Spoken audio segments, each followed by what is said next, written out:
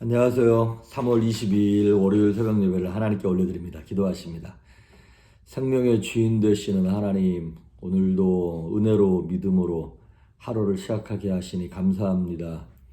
우리 삶 속에 주신 이도 하나님이시고 걷어가시는 이도 하나님임을 믿고 주를 온전히 신뢰하며 마음속에 있는 걱정과 두려움을 내려놓고 주님 손을 붙잡고 이 땅을 걸어갈 때 승리케 하시며 평강케 하시고 주님께로부터 오는 말씀으로 말미암아 능히 이기고 넉넉히 이기는 그 영광을 보게 하여 주시옵소서.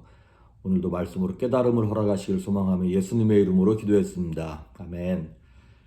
우리 예찬송가 347장, 새찬송가 212장 겸손히 주를 섬길 때 겸손히 주를 섬길 때 괴로움이 임하느라 구주연에게 임주사 잘 감당하게 하소서. 인자한 말을 가지고 사랑을 감화시키며 갈 길을 잃은 무리를 잘 인도하게 하소서. 구주의 귀한 인내를 깨달게 하시고 굳건한 믿음 주셔서 늘 승리하게 하소서. 장래의 영광 비추사 소망이 되게 하시고 구주와 함께 살면서 참 평강 얻게 하소서.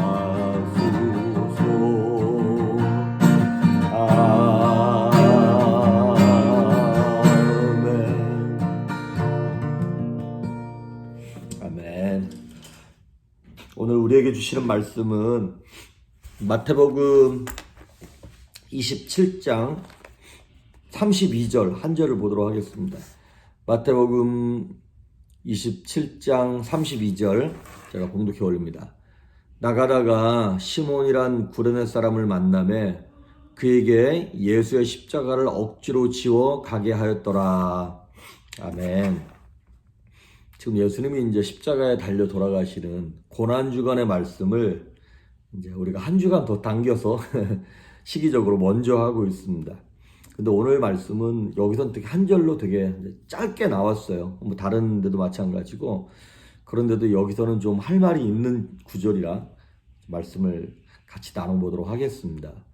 오늘 예수님이 이제 모든 불법 재판을 5번 이상 받으시고 이제 그 십자가를 이렇게 딱 세워놓는 골고다까지 그거를 십자가를 지고 가는 거예요. 근데 아시다시피 십자가가 사람을 달아놓을 만한 사이즈가 되어야 하다 보니까 엄청 무겁겠죠. 그리고 예수님은 지난 밤새 철야기도 하시고 새벽부터 아침 되기 전까지 5번의 재판을 불법으로 받으시면서 막 온몸이 기진해 있는 데다가 이미 그 로마 군병들로부터 채찍에 맞아가지고 온몸이 너덜너덜한 상태였습니다. 그리고 피를 많이 흘린 상태였고요. 그러니까 그 무거운 십자가를 지고 골고다까지 가다가 몇 번을 이제 예수님 넘어지시는 거죠. 그러다 보니까 이제 로마 군병이 옆에 있는 아무나 붙잡아서 야, 네가 대신 짊어지고 가. 그래서 지금 그 재수없게 붙잡힌 사람이 누구냐면 시몬이라고 하는 사람이에요. 이 사람을 구레네 사람이라고 이렇게 얘기하고 있습니다. 구레네는 지금으로 말하면 그 북아프리카 왜 그 이집트 있잖아요. 이집트 왼쪽으로 리비아라고 있지 않습니까? 예, 그 리비아에 있는 트리폴리 그 도시 사람 출신을 얘기하는 것입니다. 그 이 사람이 이제 억지로 십자가를 지고 이제 올라가는 거예요. 그러면 그 당시에 이 리비아 사람, 북아프리카에 있는 사람이 왜 예루살렘까지 와서 정말 재수없이 그 많은 사람 가운데 붙잡혀서 이것을 졌을까? 이 사람의 이름이 지금 시몬이라고 나왔잖아요. 이 시몬이라고 하는 것은 시므온이라고 하는 히브리 네임의 헬라어 발음이에요. 시몬, 시므온, 영어로는 사이몬 그러지 않습니까? 그러니까 이 사람이 이방인, 그러니까 리비아 사람인데 유대교로 개종한 사람이라는 것이죠. 전형적인 유대인 이름이니까 이게. 그래서 이방인 유대교인인 거예요. 아시다시피 구약 성경에는 모든 유대인들은 1년에 3차례 예루살렘을 방문해야 되지 않습니까? 원래 3차례가 정확한 대답인데 이제 사람들이 뭐 이렇게 올라오는 게 지금처럼 교통이 쉽지 않으니까 적어도 1년에 한 번 정도, 이방인들 같은 경우에는 평생에 한 번이라도 꼭 예루살렘을 방문하고 싶어하는 그 소망이 있는 것이죠. 그런데 아마도 이 시몬이 이제 예루살렘을 절기 때, 지금 6월절 절기니까 이게 방문했던 것 같습니다. 그래서 순례객으로 왔다가 지금 구경 났다고 예수님 십자가 짊어지고 걸어가는 거 보다가 좀 잡힌 거예요. 그러니까 그 십자가가 뭐 깨끗한 것도 아니고 가벼운 것도 아니고, 그리고 아시다시피 나무에 달린 자마다 저주받은 자라고 하는 그 고정관념이 구약시대에 있었어요. 그 나무에 달렸다는 얘기는 십자가에 달린 사람이라는 것이죠. 아무나 십자가형을 언도하지는 않습니다. 아주 극악범, 흉악범 이런 사람들만 십자가형을 줬기 때문에 만약에 친척 중에, 가족 중에 누가 그런 십자가형으로 죽었다 그러면 아무한테 말도 못하는 거예요. 이건 부끄럽고 창피하고 숨기고 싶은 사건인 것이죠. 그러니까 이 구레네 사람 시몬 입장에서는 무겁지, 예수님의 피가 묻었지, 재수없는 뭐 그런 상징이지. 그러니까 정말 지고 싶지 않았을 텐데 억지로 그 십자가를 짊어지고 지금 골고다 언저까지 올라가고 있는 것입니다. 그렇습니다. 십자가가 다 그렇습니다. 십자가를 즐겁게 기쁨으로 지는 사람은 아무도 없죠. 다 억지로 지는 것입니다. 그런데 제가 드리고 싶은 말씀은 뭐냐면 억지로라도 십자가를 지면 은혜가 된다는 것이에요. 우리 잘 아는 마태복음 16장에 보면 누구든지 나를 따라오려거든 자기를 부인하고 자기 십자가를 지고 나를 쫓아와라. 예수님이 그렇게 말씀하시고 명령하셨죠. 자기를 부인하는 것도 힘들어 죽겠는데 내가 원치 않는 십자가를 질 때에만 내가 그리스도의 제자로서 훈련받게 되어지고 내게 있는 찌꺼기가 빠져나가고 예수님의 자녀로서, 예수님의 제자로서의 퀄리파이가 형성된다는 것입니다. 자, 시몬이 이렇게 억지로 십자가를 졌어요. 그래서 무슨 그 인생의 결론이 어떻게 났나, 그것에 대해서 마가복음 15장을 제가 한번 여러분에게 읽어드리겠습니다. 마가복음 15장 21절에 보면 이 똑같은 얘기를 이렇게 기록하고 있어요. 마침 알렉산더와 루포의 아버지인 구레네 사람 시몬이 시골로부터 와서 지나가는데 그들이 그를 억지로 같이 가게 하여 예수의 십자가를 지우고, 마태복음 본문에는 그냥 구레네 사람 시몬이라고 나와 있지만 마가복음은 뭐라 그랬냐면 알렉산더와 루포의 아버지 구레네 사람 시몬이라고 나와 있어요. 아시다시피 유대인들, 이 당시 성경시대 때는 유대인들에게 라스트 네임이 없었죠. 그러니까 뭐 시몬 그러면 도대체 어디 시몬이냐, 이게 이제 궁금한 거죠. 그래서 유대인들은 누군가를 소개할 때 뭐 예를 들어서 나사렛 예수, 나사렛 사람 예수구나, 가룟 유다, 가룟 사람 유다구나, 이렇게 지명을 얘기하든지, 아니면 조금 더 집안이 괜찮으면 아, 누구의 아들, 누구, 이렇게 표현을 하는 거예요. 자, 그러니까 아버지가 좀 유명한 사람인 거겠죠? 아, 그 집안의 누구 아들이고 손자구나. 이런 식으로. 그런데 일반적으로 누구의 아들, 누구의 손자라고 표현하는데 오늘 마가복음에서는 뭐라고 표현하냐면 거꾸로 누구 아들들의 아버지 이렇게 표현을 하는 거예요. 아시다시피 마가복음은 예수님 돌아가시고 난 다음에 한 30년 이후에 3, 40년 이후에 쓰여진 책입니다. 그러니까 AD 한 65년경 이때 쓰여진 거예요. 그러니까 30년이 지나는 동안 예수님 돌아가시고 30년이 지나는 동안 초대교회가 엄청난 부흥이 있었죠. 그러니까 이 마가복음이 쓰여질 때쯤에는 이미 알렉산더와 루포라고 하는 사람들이 초대교회에서 이름만 대면 누구나 알 수 있는 유명 인사가 된 거예요. 아, 시몬, 그 아버지 시몬은 몰라도 그 알렉산더 아버지, 그 루포의 아버지 이렇게 말하면 다 알아들을 만큼 교회사에서 초대교회 안에서 영향력이 있고 유명 인사가 된 거예요. 이것에 대해서 로마서 16장 13절에 보면 이건 이제 사도 바울이 기록한 거잖아요. 근데 사도 바울이 이렇게 기록해요.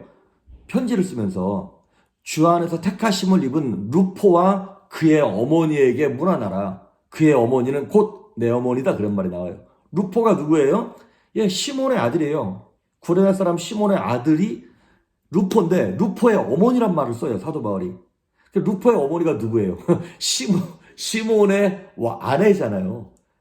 그러면서 사도 바울이 얘기하기를 그 시몬의 아내가 되는 루포의 어머니가 곧 내 어머니야 라고 말할 정도로 우리식으로 말하면 우리 조이풀 교회 안에 기도 엄청 많이 하고 모든 사람에게 존경받고 사랑받는 그 할렐루야 권사님, 그분이 바로 내 어머니야.